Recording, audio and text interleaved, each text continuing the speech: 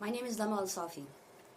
I would like to extend my gratitude to Justice for All Canada for inviting me to speak today. It's my honor to address you today on International Women's Day.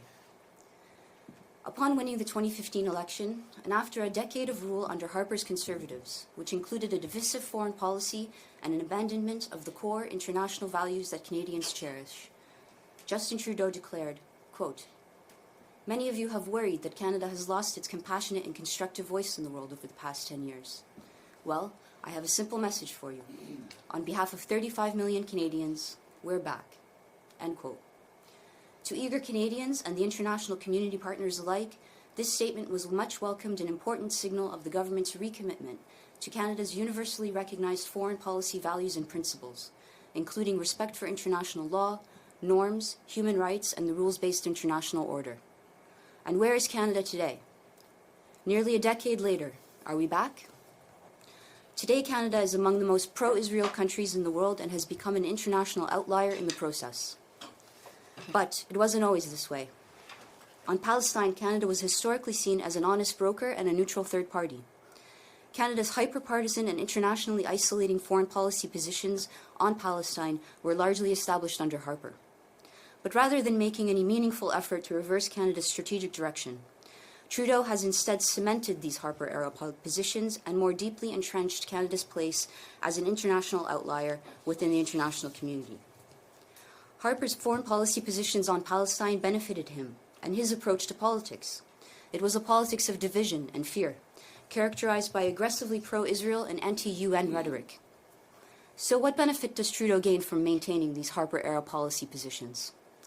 Seemingly, the Canadian government has made the strategic decision that completely surrendering to U.S. foreign policy direction on Palestine is more beneficial than formulating our own independent policy influenced by our traditionally held international values and principles.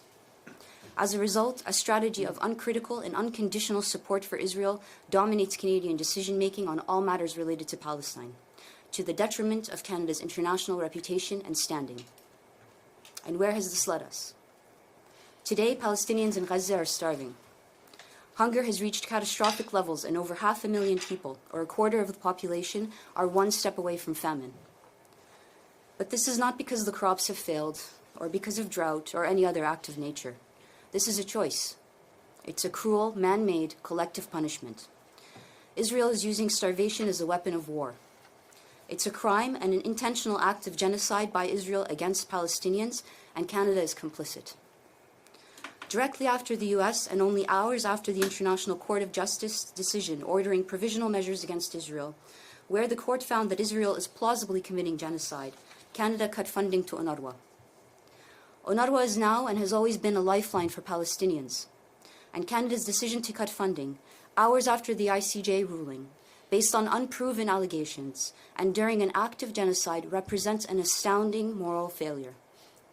By cutting UNRWA funding, Trudeau is collectively punishing innocent Palestinians in Gaza and Palestinian refugees across the occupied West Bank, Jordan, Lebanon, and Syria. This decision means Canada is politicizing humanitarian funding for Palestinians while destabilizing the UN system in order to achieve the broader goal of unconditional support for Israel. And it follows the dangerous precedent set by Harper in 2010, where he also cut funding to UNRWA.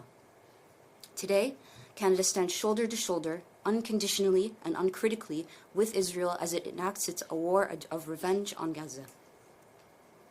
It's Israel's war on hospitals, schools, churches, and mosques. It's Israel's war on the elderly, disabled people, on women, men, and children.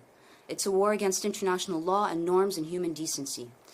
And as we know, during times of crisis, it's women and children who suffer the most. Since October 7th, Israel has killed over 30,000 Palestinians in Gaza, 70% of whom are women and children. Israel has killed an average of 63 women every day, and 1 child every 10 minutes. Every day, Israel kills an average of 37 mothers in Gaza. Breastfeeding babies are dying of malnutrition because their mothers are starving and unable to produce breast milk. In northern Gaza, 1 in 6 children is acutely malnourished. Women are eating less and less often to save food for their children and for their families.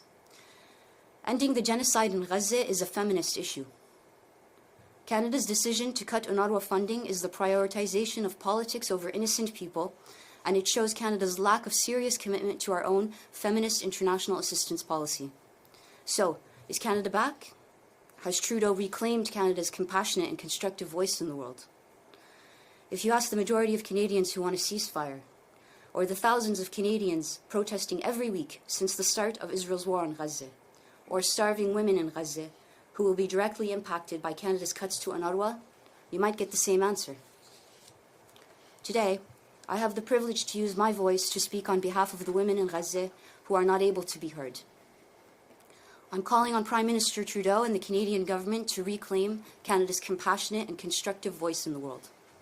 Prime Minister Trudeau, will you restore funding to UNRWA, a lifeline for Palestinians in Gaza facing a genocide, and ensure that we put the lives of innocent people over politics? And will you call for an immediate and unconditional ceasefire, not via a joint statement with New Zealand and Australia, not via a UN vote, but with your own words, standing in front of Canada and the world as you did nearly a decade ago when you declared with conviction that Canada was back?